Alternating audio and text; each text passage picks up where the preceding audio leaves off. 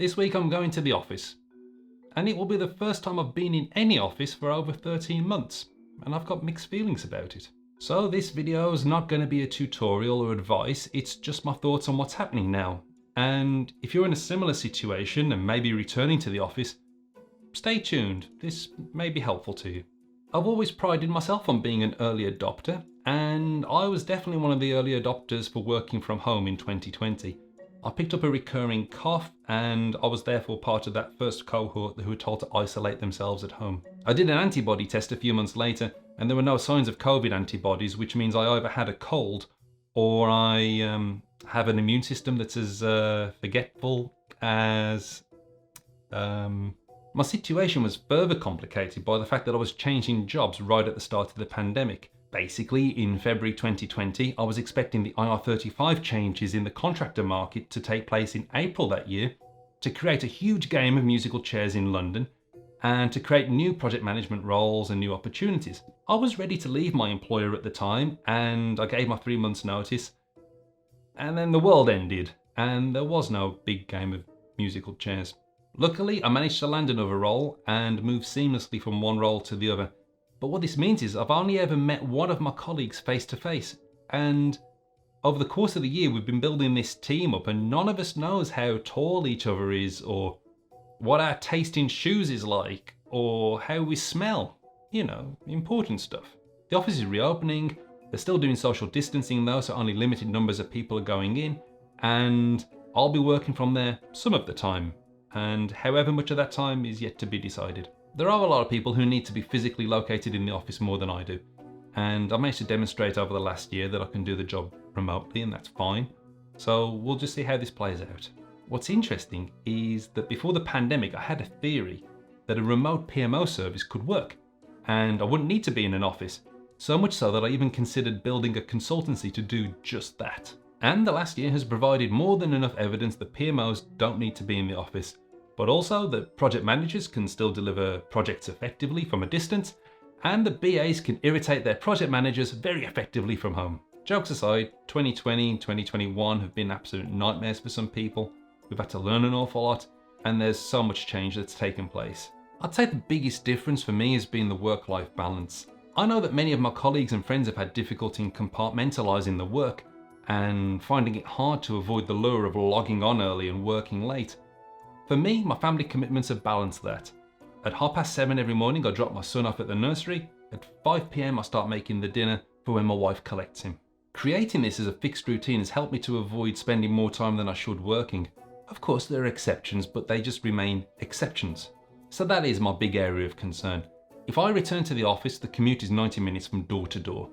In order to be present for my son on the evening, I'll need to return to the previous pattern of travelling to the office, leaving home before 6 o'clock and not seeing him until the evening. And that's my big worry. I doubt I'm going to be required to be back in the office for 5 days a week anytime soon. So the impact of this reversion is not likely to be felt in any significant way. But it's there in the back of my mind, and I'm sure it is for many others. Despite the length of the journey, I don't actually mind the commute. I live and work at the ends of the line, so I always get a seat on the train. The time not spent commuting has enabled me to create a YouTube channel, which I hope you are subscribed to. And it's enabled me to follow my passion for sharing tips and lessons about project management. Historically, I've always been one of those commuters with big noise blocking headphones on and eyes closed and completely engrossed in an audiobook or a podcast.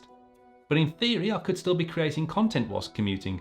I could spend my journeys jotting down scripts or exploring ideas. So a return to the office shouldn't have any impact on my outputs here. But I know plenty of you hate the commute, and that's actually the worst part of your working day. The prices are too high, the buses and trains are too busy, and nobody wanted to be sat next to someone with a cough. And that was before the pandemic. So after a year away, I can imagine a sense of dread at the thought of being back on a train or a bus. And now you have to wear a damn mask every time you travel on the train or the bus, which I suppose is going to stop some people from eating their smelly foods on there, which is perhaps the only silver lining I can think of. Every time I do a personality test, it tells me that I'm an extrovert. But over the years, I felt like I've moved down the scale towards introversion a lot more. Now, perhaps it's a sign of aging, but I don't really get that excited about socializing that much anymore. I honestly don't care if it's someone's birthday in the office. I don't crave going to the pub after work. I'd rather just go to work, do the best I can do, find a way to enable my colleagues to succeed, and then go home ASAP so I can spend my time with my family.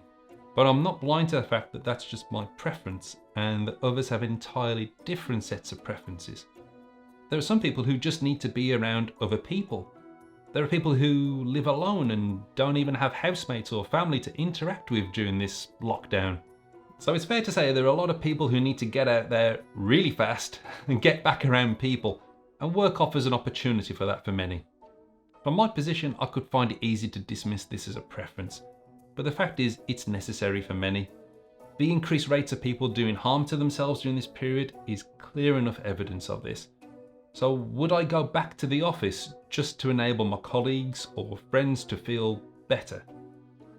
Yes, I would. Not that my opinion or yours will necessarily drive the decision making around this. Our feelings and opinions will only have limited weight on what happens next. In the end, it's the bosses that are going to decide where their workforce should be located.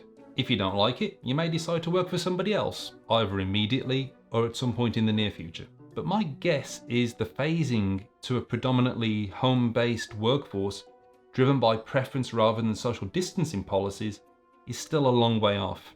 We can see evidence of this from statements by people like Goldman Sachs boss David Solomon, who's rejected home working as the new normal. There is also some suggestion that our ability to learn from colleagues and mentors whilst working from home is limited, and that as a consequence we won't be able to develop the suitable skills and experience that we need to progress in our careers.